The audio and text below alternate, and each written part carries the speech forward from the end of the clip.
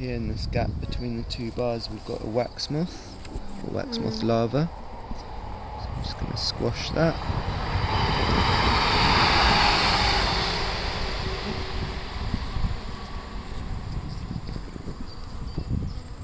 Here, these powdery bits, that's from where the wax moths have been feeding.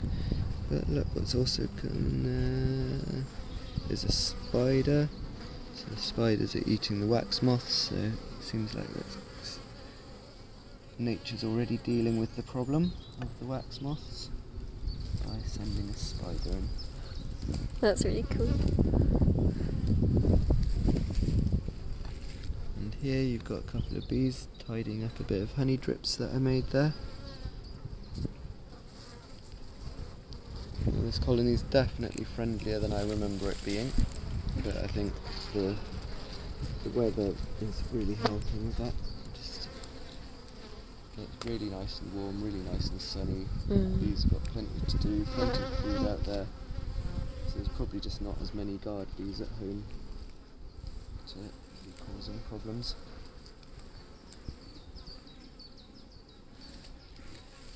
All of this comb here is natural comb. I didn't give these any foundation at all. The other ones you did. They would have just had start strips. With some of the other bees I did use foundation, like in the national hives. That's mixed, some have foundation, some don't. But in this it's all in this hive this is all built by the bees. Here's a nice big patch of bee bread. I wouldn't ever harvest any of these frames because they've all got brood on them. Any frame that has brood on belongs to the bees. Is it like different types of pollen in the different bits? Yeah, because you said it can be all different kinds of colour. You get pollen colour charts. So if you know when the pollen is being brought in and what colour it is, you can then pretty much identify what it's likely to be. And because they'll go to one feeding site on like at a time, they'll visit. So will they come back and put it in the same cell? No, so you get different colour pollen in the same cell. Yeah. But yeah, one of the really amazing things about honeybees is flower fidelity. So on a single flight, they will only visit one type of flower, and that's different from bumblebees. Bumblebees will visit multiple different species of flowers on a single flight. So honeybees are actually, for that reason, kind of better for pollination because, peach tree doesn't want to waste its pollen on almonds or whatever, and vice versa. But because they can't pollinate each other, right? Dandelions and so like they're going obviously to a dandelion here, but then a dandelion across the way or whatever. Yeah, so they would only be going from one dandelion to the next dandelion to the yes. next dandelion, whereas bumblebees might go from a slow bush to a dandelion to a lady's smocking that are all flowering at the same time in the same area. Yeah, so they're literally doing the sex for that one plant, like the honeybees, they will they call it flower fidelity. They go from, so that they stick to one species of flower for a single foraging trip. I don't know why honeybees do that. I don't know what the advantage for them is, but it's definitely an advantage for the crops they're pollinating.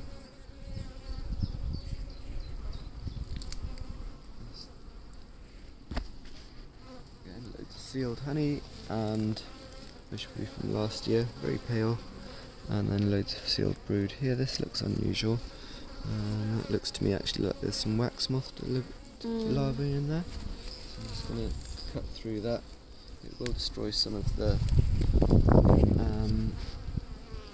brood, but it will also hopefully kill the wax moth larva. You can see this blue stuff. That's where the wax moth larva went through. There it is. You can see it here. Oh my gosh. There it is. So squash that before it does any more damage. And now it seems like it's actually eaten through the cells, but hasn't damaged the pupa itself. Here's another wax moth larva. Another tunnel. We'll get this one. Nope, it's backing up as quickly as I'm getting there, but I think it's got to the end of its burrow. There it is. Squash that. There we go. And yeah, it seems to just be interested in eating the larval skins, but not actually the harming the grubs themselves. So I suspect that the bees will just cover that back up again. Oh, and here's another wax moth track. So open that up as well.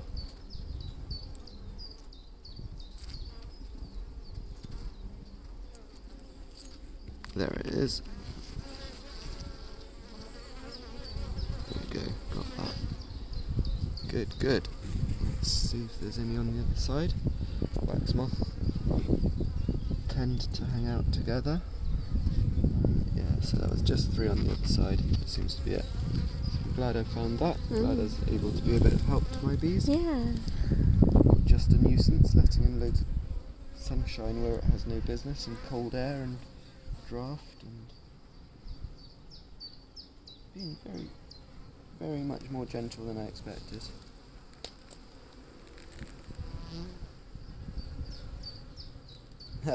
As they start buzzing around more in a more waspish fashion. I'm touching wood.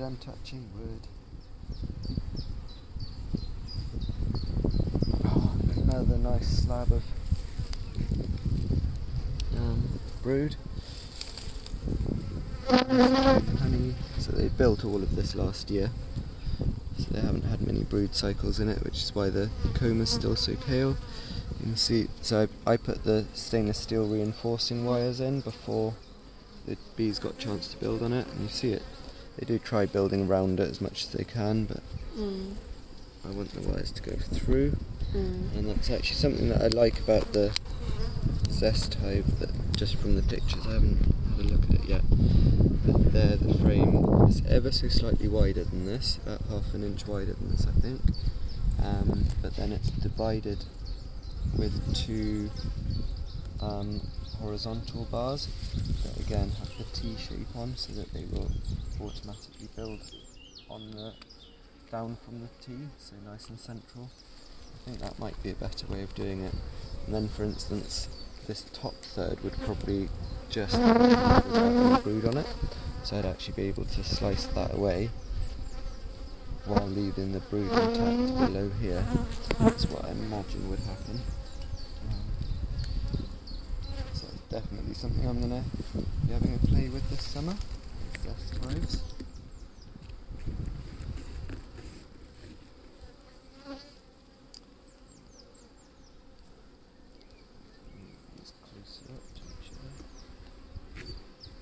This is where having a puff of smoke can be really useful. Just to puff this with smoke, the bees would calm down out of the way.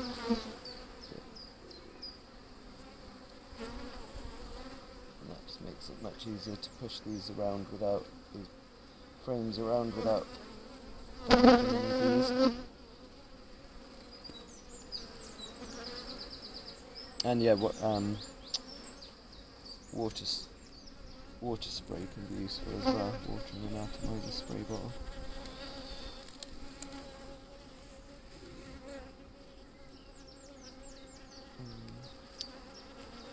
They're not happy about me being here.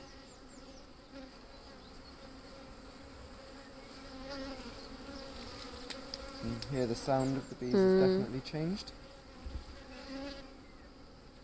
So I think they're trying to convince me that I've actually done enough for today, and it's time for me to buzz off. I'm afraid I disagree. I might not be back in here for some time. I do tend to be very hands-off with them in this hive. Again, plenty of nectar they've just freshly gathered in the last few weeks. Big slab of sealed brood, surrounded by some pollen. So I think we're probably coming somewhere close to the end of the brood nest now.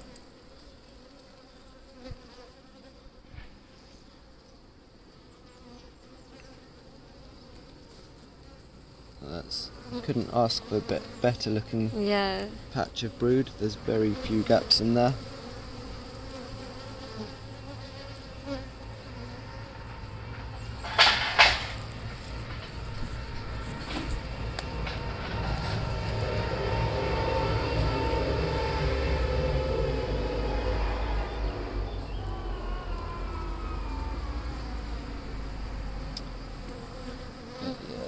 This is more like what I was expecting from these bees. From the offset. This kind of buzzing around busyness.